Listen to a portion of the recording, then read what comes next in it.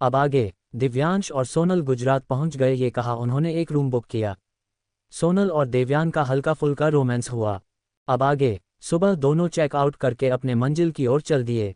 दोनों एक बस पे चढ़ गए, जो लगभग 1 घंटे की दूरी के एक गांव में छोड़ दिए। दोनों उतर गए और आसपास देखने लगे। ये एक बहुत पुराना गांव था। दोनों के कंधे पे पिट्ठू बैग था। दोनों आसपास देखते हुए गांव में चले गए। गांव के सभी लोग उन दोनों को आंखें खोले और मुंह खोले दोनों को ही देखे जा रहे थे। वो लगी इतने खूबसूरत रहे थे। देवांश के दिमाग में मैप चल रहा था, उसी के हिसाब से दोनों आगे बढ़ते जा रहे थे। दिव्यांश ने एक हत्या से कस के सोनल का हाथ पकड़ा हुआ था, क्योंकि वो नहीं जाता था कि आगे कौन कौन सी मुसीबतें उनका इंतजार रही थी। सोनल गांव को बहुत करीब से देख रही थी। उनके रहन सहन बहुत अलग था, लग ही नहीं रहा था कि ये इंडिया का ही हिस्सा है। दोनों पगडंडियों से होते हुए चलते चल गए। इतने खराब रास्ते पे चलते हुए सोनल के पाँव में दर्द होने लगा था। हालांकि उसने सिंपल सलवार कमीज और नीचे सूट पहन रखा था, इसीलिए उसे ज़्यादा चलने में दिक्कत नहीं था। लेकिन दी भी वो बहुत देर से चल रही थी, उसके पैरों में बहुत दर्द शुरू हो गया था। लेकिन बेचारी शांति से दिवाया के साथ खींचते हुए चली जा रही थी। आखिर में जब और उसे रहा नहीं गया तो बोल ही दिया, क्या कर रहे हैं? मेरा पैर अब बहुत दुख रहा है, अब एक और कदम नहीं चल पाऊंगी। आप अपना देख लो, मुझे हर हाल में रेस्ट करना है। बोल के वो एक जगह रुक गई। दिव्य ने पीछे मुड़ के अपनी आंखें छोटी करके इस नौटंकी लड़की को देखने लगा। वो भी रुक के उसके बेहद पास आया और अपने एक हाथ से उसके कमर में हाथ डाल के खुद के करीब खींच लिया और बोला, बीवी जी आराम करना था तो पहले बोलती ना, मुझे भी आराम करने का बहुत मन है। वो एक पत्थर पे बैठ गया और अपनी गोद में सोनल को खींच लिया, जिससे सोनल एकदम चिढ़ गई। वो एकांत में रेल होना चाहती थी, लेकिन उसका ये पति नाम का हथियार एक पल भी उसे छोड़ नहीं रहा था। वो अभी अपने आप को नॉर्मल करती कि उसके हाथ दिव्यांश के होठों में थे। तभी उसे कुछ अपने मुंह में कुछ जाता हुआ महसूस हुआ। वो आंख बड़ी करके दिव्यांश को देखने लगी, लेकिन दिव्यांश को खा कोई फर्क पद्म वाला था। वैसे ही वो उसे किस करने में पूरी तरह गुम हो चुका था। सोनल मन ही न सोच रही थी, ये आदमी हर समय अपनी मनमानी करता है, हद है यार, मुझे तो लगता ही नहीं अब कि मेरी जिंदगी या मेरा शरीर अब मेरा रह गया है। मैं हो के भी मैं नहीं हूँ। उसे अपना दम घुटता हुआ महसूस हुआ। तभी एक लंबी स्मूच के बाद दिव्यांश ने उसे छोड़ दिया, जिससे सोनल अपनी सांसें संभालने लगी। कुछ देर के बाद सोनल नेगी के उसे देखा और बोली, आपन मेरे मुंह में क्या डाला? देवयान ने छोटे बस की तरह उसका सर सहलाते हुए बोला, बेबी अभी तुम ही बोला था न तुम थक गई हो तो बस उसी का इलाज था। सोनल ने बोला, मुझे नीचे उतार दीजिए, आप भी थक गए होंगे न। उसकी बात पे दिव्यांश बोला, मैं तुम्हारी तरह कमज़ोर नहीं हूँ, बस यही कमी रह गई थी जो आज दिव्यांश ने वो भी पूरी कर दी।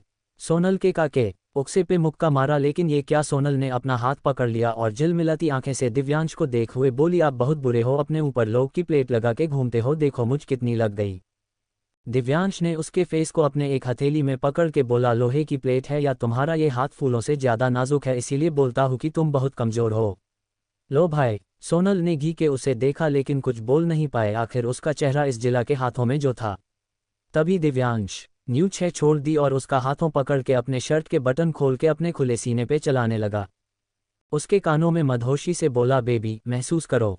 सोनल तो अपना हाथ दिव्य के मजबूत सीने पे महसूस करके ही अकड़ गया। दिव्यांश की सांस भरी होने लगी थी अपने सख्त सीने पे सोनल के रुई जैसे हाथों को महसूस करके। उसके अंदर की आग सोनल के जरा से टच से ही भड़क उठती थी। लेकिन अब तो सोनल उसके पास बेहद पास होती थी, तो कैसे उसके अरमान न भड़के। सोनल को फिर कुछ महसूस हुआ, जिससे सोनल के चेहरा एकदम ला हो गया। उसने हकलाते हुए बोला, सुनिए हम कहाँ हैं ये तो देख लीजिए न। दिव्यांश जैसे कठोर बंदा आज खुद को रोकना नहीं चाहता था, क्योंकि उसने सोनल के साथ खुद की नज़दीकियों के बारे में हर पल सोचा था। लेकिन वो ऐसी जगह अपनी बीवी को शीर्ष करना भी नहीं चाहता था। लेकिन आज वो उसे ऐसे ही छोड़ने वाला भी नहीं था। अपने पास से छोटा सा टैंक निकाल के लगा लिया और सोनल को खुद को शांत करने को बोला।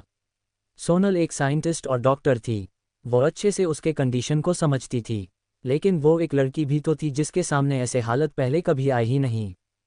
लेकिन दिव्यांश की हालत देख के और ये सोच के वो दोनों अब पति पत्नी है, उसे ये करना ही होगा। तो सोनल ने अपने शर्म और झिझक को दूर फेंका और लग गई अपने काम पे। जैसे जैसे दिव्यांश बात कर रहा था वाइस वैसे वो किए जा रही थी। दिव्यांश की आहें उस मुंह से निकल रही थी। करीब 1 घंटे के बाद दिव्यांश शांत हुआ। उसके चेहरे पे बहुत संतुष्टि थी। लेकिन उसके उलट सोनल घूर के उसे देख जा रही थी। दिव्यांश। तेजाब उसकी रोजी लिप्स का गुस्से से भरा चेहरा देखा तो वापस से उसे पूरा साफ किया और एक बार फिर से उसे पैसे के साथ चूमने लगा, जिस एक बार फिर सोनल का गुस्से से छह लाल हो गया। ये आदमी। अभी वो दोनों खोए हुए ही थे कि दोनों को कुछ आहट सुनाई दी, जिसे सुन के दिव्यांश सतर्क हो गया। Repeat chapter. सुबह दोनों चेकआउट करके अपने मंजिल की ओर चल दिए। दोनों एक बस पे चढ़ गए, जो लगभग 1 घंटे के दूरी के एक गांव में छोड़ दिए। दोनों उतर गए और आसपास देखने लगे। ये एक बहुत पुराना गांव था। दोनों के कंधे पे पिट्ठू बैग था। दोनों आसपास देखते हुए गांव में चले गए। गांव के सभी लोग उन दोनों को आंखें खोले और मुंह खोले दोनों को ही देखे जा रहे थे। वो लगी इतने खूबसूरत रहे थे। देवांश के दिमाग में मैप चल रहा था, उसी के हिसाब से दोनों आगे बढ़ते जा रहे थे। दिव्यांश ने एक हत्या से कस के सोनल का हाथ पकड़ा हुआ था, क्योंकि वो नहीं जाता था कि आगे कौन कौन सी मुसीबतें उनका इंतजार रही थी। सोनल गांव को बहुत करीब से देख रही थी। उनके रहन सहन बहुत अलग था, लग ही नहीं रहा था कि ये इंडिया का ही हिस्सा है। दोनों पगडंडियों से होते हुए चलते चल गए। इतने खराब रास्ते पे चलते हुए सोनल के पाँव में दर्द होने लगा था। हालांकि उसने सिंपल सलवार कमीज और नीचे सूट पहन रखा था, इसीलिए उसे ज़्यादा चलने में दिक्कत नहीं था। लेकिन दी भी वो बहुत देर से चल रही थी। उसके पैरों में बहुत दर्द शुरू हो गया था, लेकिन बेचारी शांति से दिवाया के साथ खींचते हुए चली जा रही थी। आखिर में जब और उसे रहा नहीं गया तो बोल ही दिया, क्या कर रहे हैं? मेरा पैर अब बहुत दुख रहा है, अब एक और कदम नहीं चल पाऊंगी। आप अपना देख लो, मुझे हर हाल में रेस्ट करना है। बोल के वो एक जगह रुक गई। दिव्य ने पीछे मुड़ के अपनी आंखें छोटी करके इस नौटंकी लड़की को देखने लगा। वो भी रुक के उसके बेहद पास आया और अपने एक हाथ से उसके कमर में हाथ डाल के खुद के करीब खींच लिया और बोला, बीवी जी आराम करना था तो पहले बोलती ना। मुझे भी आराम करने का बहुत मन है।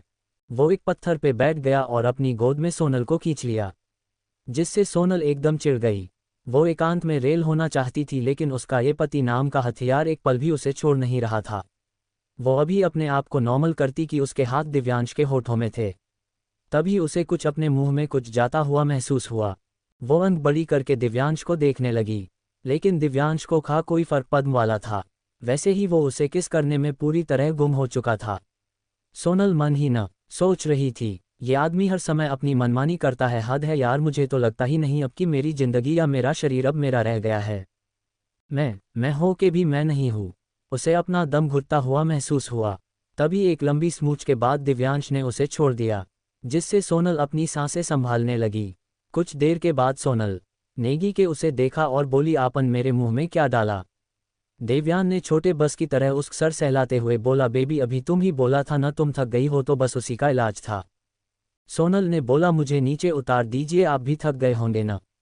उसकी बात पे दिव्यांश बोला, मैं तुम्हारी तरह कमज़ोर नहीं हूँ, बस यही कमी रह गई थी, जो आज दिव्यांश ने वो भी पूरी कर दी। सोनल के काके उक्से पे मुक्का मारा, लेकिन ये क्या? सोनल ने अपना हाथ पकड़ लिया और झिलमिलाती आंखें से दिव्यांश को देख हुए बोली, आप बहुत बुरे हो, अपने ऊपर लोग की प्लेट लगा के घूमते हो, देखो मुझ कितनी लग गई। दिव्यांश ने उसके फेस को अपने एक हथेली में पकड़ के बोला, लोहे की प्लेट है या तुम्हारा ये हाथ फूलों से ज़्यादा नाजुक है, इसीलिए बोलता हूँ कि तुम बहुत कमज़ोर हो। लो भाई। सोनल ने घी के उसे देखा, लेकिन कुछ बोल नहीं पाए। आखिर उसका चेहरा इस जिला के हाथों में जो था। तभी दिव्यांश न्यू छह छोड़ दी और उसका हाथों पकड़ के अपने शर्ट के बटन खोल के अपने खुले सीने पे चलाने लगा। उसके कानों में मदहोशी से बोला, बेबी महसूस करो।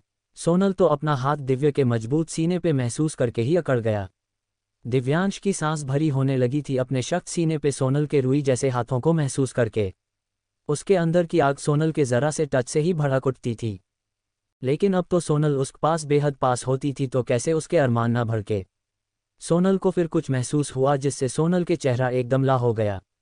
उसने हकलाते हुए बोला, सुनिए हम कहाँ हैं ये तो देख लीजिए ना। दिव्यांश जैसे कठोर बंदा आज खुद को रोकना नहीं चाहता था, क्योंकि उसने सोनल के साथ खुद की नज़दीकियों के बारे में हर पल सोचा था, लेकिन वो ऐसी जगह अपनी बीवी को शीर्ष करना भी नहीं चाहता था। लेकिन आज वो उसे ऐसे ही छोड़ने वाला भी नहीं था। अपने पास से छोटा सा टैंक निकाल के लगा लिया और सोनल को खुद को शांत करने को बोला। सोनल एक साइंटिस्ट और डॉक्टर थी, वो अच्छे से उसके कंडीशन को समझती थी, लेकिन वो एक लड़की भी तो थी जिसके सामने ऐसे हालत पहले कभी आई ही नहीं। लेकिन दिव्यांश की हालत देख के और ये सोच के वो दोनों अब पति पत्नी है, उसे ये करना ही होगा। तो सोनल ने अपने शर्म और झिझक को दूर फेंका और लग गई अपने काम पे। जैसे जैसे दिव्यांश बात कर रहा था वाइस वैसे वो किए जा रही थी। दिव्यांश की आहें उस मुंह से निकल रही थी। करीब 1 घंटे के बाद दिव्यांश शांत हुआ। उसके चेहरे पे बहुत संतुष्टि थी, लेकिन उसके उलट सोनल घूर के उसे देख जा रही थी।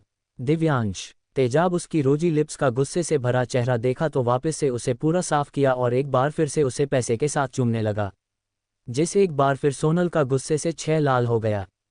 ये आदमी, अभी वो दोनों खोए हुए ही थे कि दोनों को कुछ आहट सुनाई दी, जिसे सुन के दिव्यांश सतर्क हो गया।